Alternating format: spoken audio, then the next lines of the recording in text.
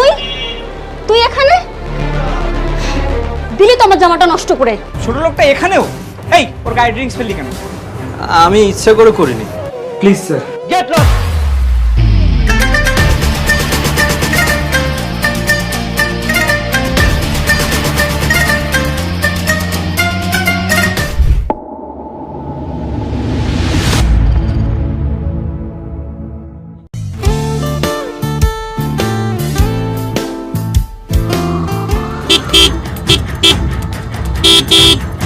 এই বস সামনে।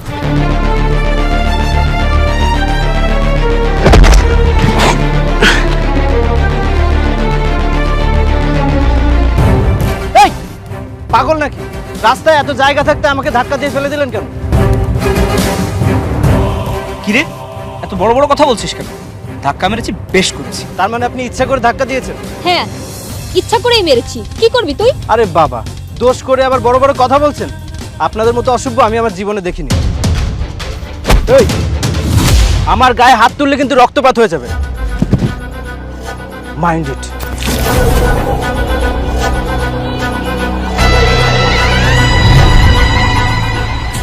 কত বড় সাহস ওর! ও আমাকে এভাবে বললো।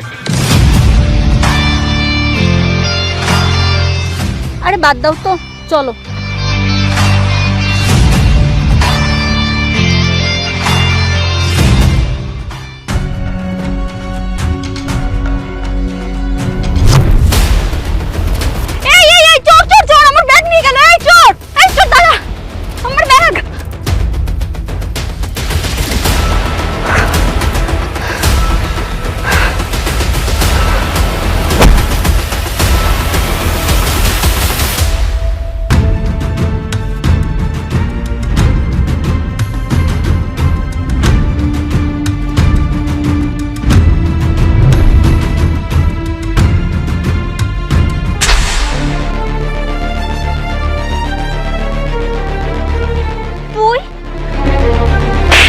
তার মানে ব্যাগটা তুই চুরি করেছিস?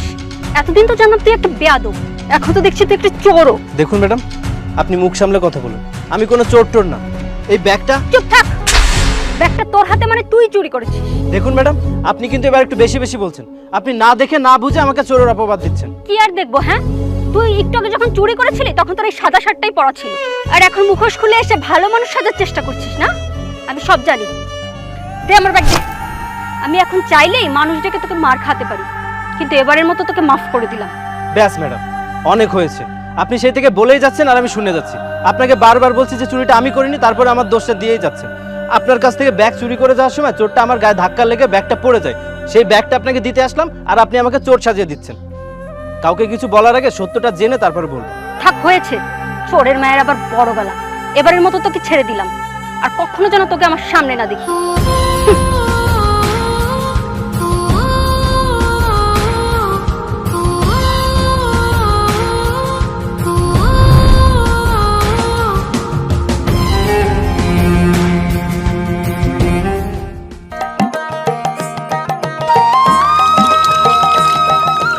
ভাইসান, আগের দিন যে কাজ করলাম টাকা কি দিছে? না, সব দিনই তো হাফ দিছে। সব দিন দেখ পানি আজকে।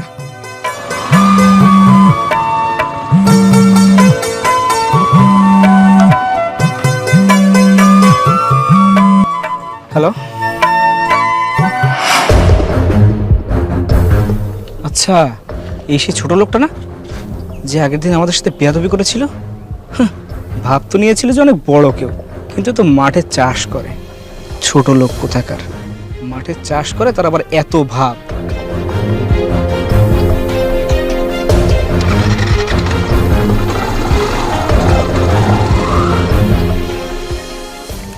শোন, এই জায়গার ময়লা তোলার পরে ওই পাশে জমিতে যেতে হবে না। ঠিক আছে? ঠিক আছে, তাই এগুলো তাড়াতাড়ি তোল।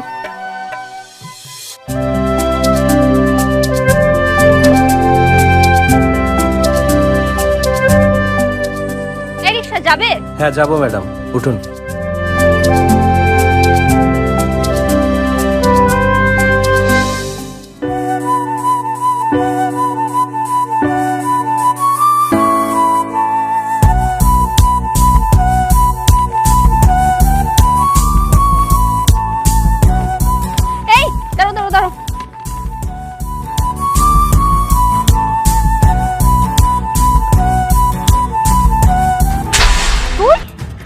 এটা তোর রিক্সা? তার মানে এতক্ষণ আমি তোর রিক্সা করে আসছিলাম। ও শিট, তাড়াহুড়ো করে উঠে পড়েছি। তোর রিক্সা জানলে কখনোই উঠতাম না। আমার কপালটাই খারাপ। আরে ম্যাডাম, আপনি কোথায় যাচ্ছেন? আমার ভাড়া দিয়ে যান। না, দেবো না তোর টাকা। কি করবি তুই? তুই আমাদের সঙ্গে অনেক বেয়াদবি করেছিস। ম্যাডাম, বেয়াদবি আমি আপনাদের সাথে করিনি, আপনারা আমার সাথে করেছিলেন। সেদিন আমাকে ইচ্ছা করে ধাক্কা দিয়ে ফেলে দিয়েছিলেন, আমি পড়ে যেয়ে ব্যথাও পাই, কিন্তু আপনাদেরকে কিচ্ছু বলিনি। আর ওই দিন আপনার ব্যাগ চুরি হয়ে গেল, আমি নিজে উদ্ধার করে দিলাম, উল্টে আমাকেই চোর বানিয়ে দিলেন। এখন আমার রিক্সায় উঠেছেন, আমার ভাড়াটুকু পর্যন্ত দিতে চাইছেন না। আমার পারিশ্রমিক না দিয়ে আপনি এখান থেকে যেতেও পারবেন না। আমার টাকা না নিয়ে আমি আপনাকে ছাড়ছি না। এত বড় সাহস তোর? এত বড় বড় কথা বলছিস? দাঁড়া, তোর একটা ব্যবস্থা আমি করবই। টাকা না? এই নে তোর টাকা, ছোট লোক গরিব কোথাকার। ম্যাডাম, টাকাটা দিতে অনেক কষ্ট হয়ে গেল, তাই না? এই নিন, আমার পরিশ্রমের টাকাটা আপনিই রাখুন। আর দাঁড়ান, এই 500 টাকা রাখুন। বাজারে যাবেন, একটা শিক্ষামূলক বই কিনবেন এবং পড়ে শিখবেন যে কিভাবে মানুষের সাথে ভদ্রভাবে কথা বলতে হয় আর মানুষের সাথে ভদ্রভাবে ব্যবহার করতে হয়। আর তার আগে রাস্তায় কখনো নামবেন না। যান। শুধু টাকা পয়সা থাকলে মানুষ হওয়া যায় না, শিক্ষা দীক্ষারও প্রয়োজন আছে। অহংকারী মানুষ।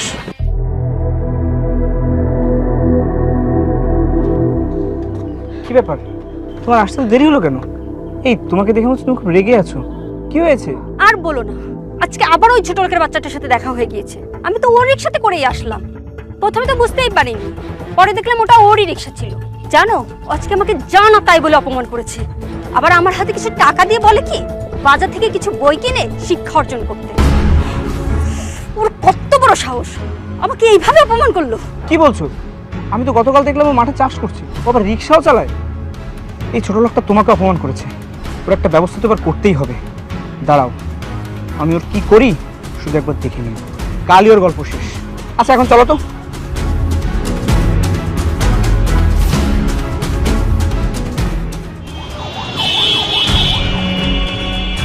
কই তোমার সে রিক্সাওয়ালা কই? তুমি তো বলেছিলে রিক্সা চালায়। এই স্ট্যান্ডেও খুঁজলাম, রাস্তায় খুঁজলাম, কোথাও তো পেলাম না। সেটাই তো দেখছি, কিন্তু সত্যি ও রিক্সা চালায়। আমি ওর রিক্সাতেই এসেছিলাম। আচ্ছা বাদ দাও, খুব ক্ষুধা পেয়েছে, চলো রেস্টুরেন্টে গিয়ে কিছু খাই।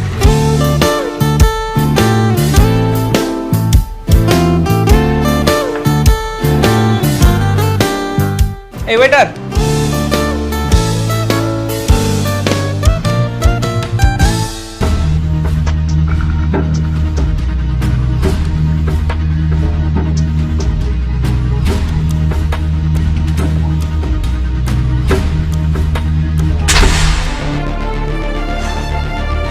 তুই তুই এখানে দিলি তো আমার জামাটা নষ্ট করে। ছোট লোকটা এখানেও? এই ওর গায়ে ড্রিঙ্কস ফেললি কেন? আমি ইচ্ছে করে করিনি। ইচ্ছে করে ফেলেনি মানে? তুই ইচ্ছা করে ফেলেছিস। ওর ড্রেসটা নষ্ট করলি কেন? এই ছোট লোক কোথাকার, করিস তুই সামান্য ওয়েটারের কাজ, আবার নাকি রিক্সাও চালাস। তোর এত বড় বড় কথা আসে কোথা থেকে? তোর জামা কাপড় দেখলে তো বোঝা যায় গরিব ছোট লোক কোথাকার। হ্যাঁ, তুমি ঠিকই বলেছো, ওর পোশাক দেখেই বোঝা যায় একটা অশিক্ষিত গাইয়া। স্টুপিড, তুই আমার দামি জামাটা নষ্ট করে দিয়েছিস। তুই জানিস আমার জামাটার কত টাকা দাম? জানবি কি করে? এত টাকা তুই কোনোদিন চোখেও দেখিসনি। Uneducated bloody fool idiot. আরে তুমি কাকে কি বলছো? এসব গাইয়া অশিক্ষিত, এত তোমার ইংরেজি গালাগালি বুঝবে? এটাই তো মজা এসব গাইয়াদের সাথে কথা বলে। ইংরেজিতে যত পারো গালি দাও, এরা কিছুই বুঝবে না। কি এখনো দাঁড়িয়ে আছিস কেন? যা আমার জন্য নতুন করে ড্রিঙ্কস নিয়ে আয়। আমার ড্রেসের দাম তো আর দিতে পারবি না, অন্তত ড্রিঙ্কসটা নিয়ে আয়। আরে বাদ দাও তো, তোমার এই পোশাকের দামও কোথা থেকে দিবে? ও তো নিজেই দুবেলা ঠিক মতো খেতে পায় না। এই ম্যাডামকে সরি বল, আর সরি বলে এখান থেকে যা। কি হলো, চুপ করে দাঁড়িয়ে আছিস কেন? ম্যাডামকে সরি বল। Sorry madam.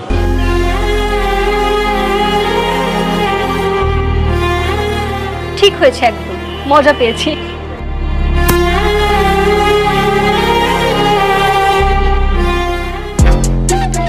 আরে দোস্ত, তোর পার্টিতে ঢুকতে লাগে। এই তো আমি জাস্ট চলে আসি। হ্যাঁ, ও শিট, জুতাটায় কাদা লেগে গেল। এখন এই নোংরা জুতো নিয়ে আমি কিভাবে পার্টিতে যাব? ওই তো একটা মুচি দেখা যাচ্ছে, ওর কাছ থেকে জুতাটা পরিষ্কার করি না।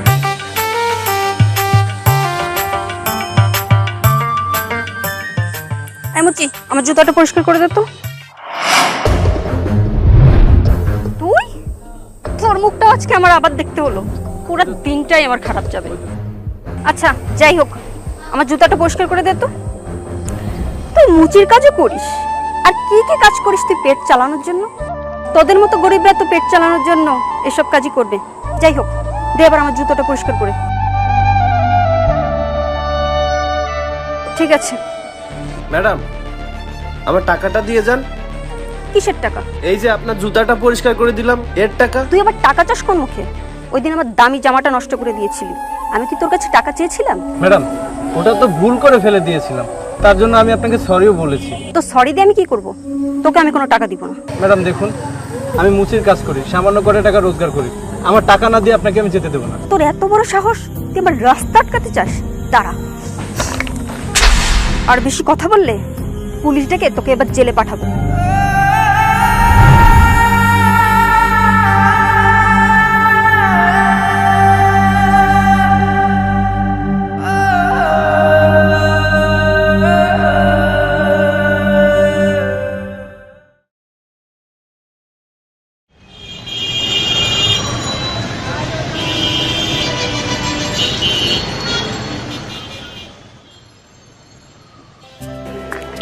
সব ডকুমেন্টস নিয়েছো তো? হ্যাঁ, সব কিছুই নিয়েছি। অনেক বড় কোম্পানির ইন্টারভিউ, এখন সব কিছু ঠিকঠাক থাকলেই হয়।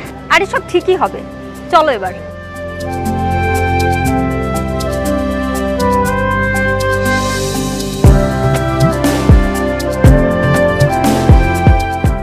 মে I come in sir? Yes, come in.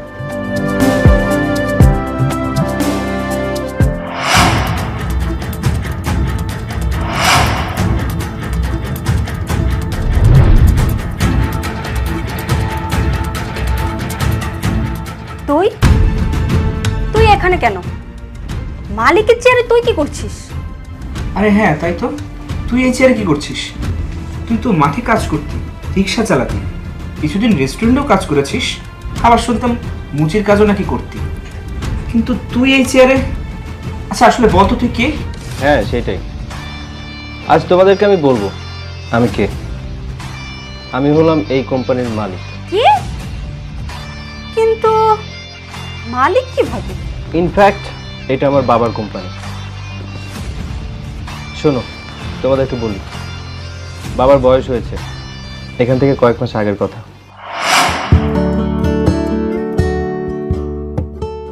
বাবা কি করছো? কাজ করছি। সবসময় শুধু কাজই করতে থাকো। বাবা বলছিলাম যে তুমি অনেক পরিশ্রম করো, অনেক পরিশ্রম করে এত বড় একটা কোম্পানি দাঁড় করিয়েছো। আমার পড়াশোনা শেষ হয়ে গেছে, আমি চাইছিলাম যে সব কিছুর দায়িত্ব তুমি আমার হাতে তুলে দাও আর তুমি একটু বিশ্রাম নাও। হ্যাঁ বাবা, আমিও চাই তোর হাতে সব দায়িত্ব দিয়ে নিশ্চিন্ত হতে, কিন্তু তার আগে তোর বাস্তবতা সম্পর্কে জানতে হবে এবং সব ধরনের পেশা সম্পর্কে তোর অভিজ্ঞতা অর্জন করতে হবে, তাহলে তুই একজন প্রকৃত মানুষ হতে পারবি। এই দুনিয়া অনেক কঠিন, আমি চাই তুই সব কিছু কষ্ট করে অর্জন কর, আর তুই যদি এই কষ্টের মূল্য দিতে বুঝিস তাহলে তুই অন্য মানুষের কষ্ট বুঝতে পারবি, আর যে অন্য মানুষের কষ্ট বুঝতে পারে সেই প্রকৃত মানুষ। আমি চাই তুই প্রকৃত মানুষ হয়ে থাক, কোনো ধনী বাবার ছেলে হয়ে না। ঠিক আছে বাবা, এবার তাহলে আমাকে বুঝিয়ে দাও কি কি করতে হবে। তাহলে শোন,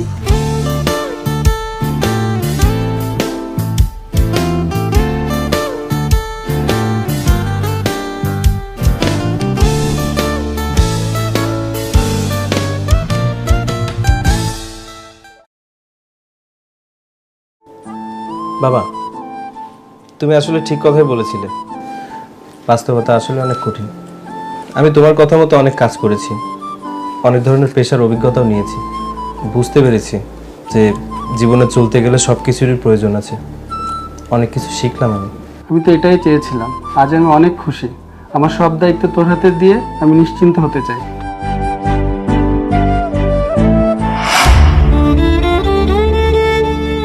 কি আমি যে এই কোম্পানির মালিক এটা এখন ক্লিয়ার তো?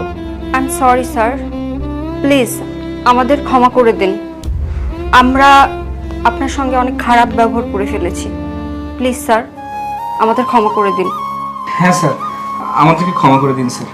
আমরা এখানে ইন্টারভিউয়ের জন্য এসেছিলাম স্যার, আমাদের চাকরিটা খুব প্রয়োজন স্যার। ক্ষমা? এখন ক্ষমা চাইছো আমার কাছে? কদিন আগেও মনে হয়নি যে আমার কাছে ক্ষমা চাওয়া উচিত, যখন আমার সাথে খারাপ ব্যবহার করেছিলে? অনেক অহংকার তোমাদের, তাই না? কোথায় গেল সেই অহংকার? এখন তো আমার সামনে এসে হাত জোর করে মাপ চাইছো। একটা চাকরির জন্য কান্নাকাটি করছো, যাকে তুমি গরিব বলে অপমান করেছিলে। মনে আছে সেদিনের কথা? তোমার পোশাকে হালকা একটু দাগ লেগেছিল, আমি বলেছিলাম ইচ্ছা করে করিনি, কিন্তু না, তারপরেও আমাকে মাফ করনি। আমাকে দিয়ে জুতা পরিষ্কার করিয়েছিলে, কিন্তু তার কোনো পারিশ্রমিক আমাকে দাওনি। আমার জায়গায় যদি অন্য কোনো গরিব মানুষ থাকতো, তাহলে তার রিজিকটা নষ্ট হয়ে যেত। ও, কি যেন বলেছিলে? আমি গরিব, অশিক্ষিত, ছোট লোকের বাচ্চা, আমার পোশাক দেখলে বোঝা যায়। এখন বুঝতে পারছো কারা আসল ছোট লোক? আজ দেখো তোমাদের ভাগ্য, একদিন যার পরিশ্রমের টাকা মেরে দিয়েছিলে, আজকে তার কাছে আসতে হলো চাকরির জন্য। তোমরা এতটাই অমানুষ যে মানুষের কর্ম আর পোশাক দেখে তাকে বিচার করো। গরিব মানুষের সাথে খারাপ ব্যবহার করতে তোমাদেরকে একটু দ্বিধাবোধ হয় না। পুঁথিগত বিদ্যা থাকলে মানুষ শিক্ষিত হয়ে যায় না। প্রকৃত শিক্ষিত হতে গেলে যে গুণ দরকার হয়, সেটা তোমাদের মধ্যে নেই। শোনো, আমার এই কোম্পানিতে তোমাদের মতো মানুষের কোনো প্রয়োজন নেই, যাদের মধ্যে কোনো মনুষ্যত্ব নেই। আমার এখানে কাজ করতে গেলে মেধাবী আর পরিশ্রমী মানুষ প্রয়োজন, যেটা তোমাদের মধ্যে নেই। আর শোনো, আমার এখানে কাজ করতে গেলে যারা মানুষকে সম্মান দিতে জানে, তাদের অগ্রাধিকার সবার আগে। একটা কথা শুনে রাখো, ডোন্ট জাজ এ বুক বাই ইটস কভার। পোশাক কারো পরিচয় হতে পারে না, একমাত্র ব্যবহারই তার সব থেকে বড় পরিচয়। গো। এমন করবেন না স্যার, সত্যি আমাদের অনেক বড় ভুল হয়ে গিয়েছে। প্লিজ স্যার, আমাদের একটা সুযোগ দিন sir. Please sir. Get lost.